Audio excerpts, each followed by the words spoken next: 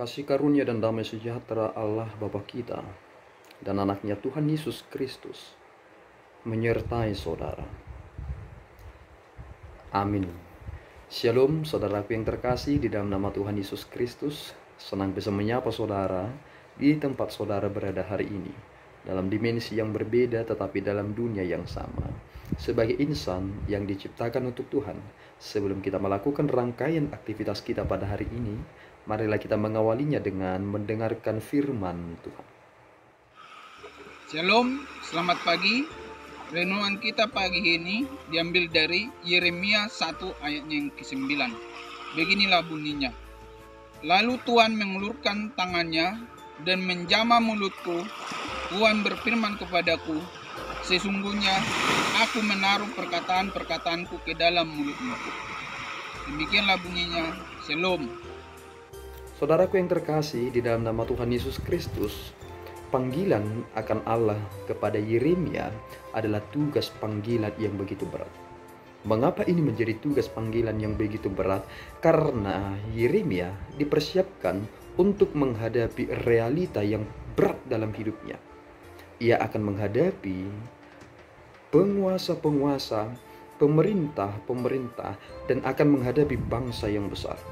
Dan apa yang ia harus lakukan dalam tugas panggilannya adalah ia harus menyatakan kebenaran di tengah-tengah mereka, apapun risikonya. Itulah mengapa tidak mudah sebenarnya menjadi pemberita firman. Ada tekanan yang ia harus hadapi. Bisa muncul dari keluarganya sendiri, bahkan dari dirinya sendiri, dan dari orang-orang di sekitarnya, atau bahkan di bangsa di mana ia sedang ditempatkan dalam tugas pelayanannya. Tidak menjadi mudah.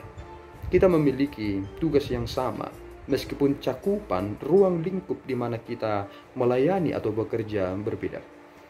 Tetapi yang menjadi prinsip bagi kita sebagai orang yang beriman adalah bahwa di mana aku ditempatkan, di sanalah peta pelayananku harus aku mengerti, sehingga di mana medan pelayananku dan apa yang harus aku lakukan, bagaimana strateginya, itu adalah menjadi bagian yang terpenting sebelum mengawali tugas pelayanan kita. Terkadang saudaraku, banyak kita ingin terburu-buru untuk melayani Tuhan, tetapi tidak mengetahui apa sebenarnya tugas panggilan kita. Akhirnya ketika kita menghadapi realita, kita ingin menjadi hamba Tuhan, tetapi saat menghadapi masalah yang berat, kita ingin mundur. Karena kita tidak sanggup menjadi orang yang harus berkata jujur dan benar dalam setiap peristiwa kehidupan ini. Hati terkadang tersayat-sayat, tetapi mulut ini harus berkata jujur. Karena itu adalah perintah yang disampaikan oleh Allah kepada kita. Tuhan menjadikan Yeremia ini menjadi suatu patokan dalam kehidupan kita, bahwa orang-orang yang telah dipersiapkan Allah, yang telah Tuhan berikan tanggung jawab dan tugas, ketika ia bersama-sama dengan Allah dalam tugasnya, ketika Allah sudah menyertai dia, maka lihatlah realita yang dapat kita terima dalam nats harian pada saat ini. Mereka akan memerangi engkau, tetapi tidak akan mengalahkan engkau. Sebab aku menyertai engkau untuk melepaskan engkau. Demikianlah firman Tuhan. Tuhan berada di pihak kita. Tentu akan banyak sekali yang menjadi lawan kita. Tetapi ketika kita telah bersama-sama dengan Tuhan, siapakah yang menjadi lawan kita? Tentu akan banyak. Tetapi adakah lawan yang akan sepadan? Jawabannya tidak.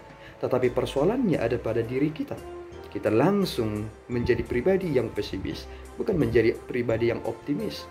Kita langsung terbentur dengan latar belakang kita, kelemahan kita untuk berbicara, kemampuan kita untuk menganalisa, dan kebijaksanaan yang muncul dari kita ketika menghadapi segala persoalan. Tetapi ini menjadi prinsip bagi kita, saudara. Siapakah engkau sehingga engkau harus Tuhan pilih? Engkau bukan orang yang luar biasa. Engkau adalah orang yang biasa-biasa saja, sama seperti orang lainnya. Tetapi jika Tuhan memperkenankan kita menjadi bagian dari kerajaan Allah dalam pemberitaan ini menjadi sesuatu hal yang begitu istimewa. Karena banyak orang yang terpanggil, tetapi sedikit orang yang terpilih.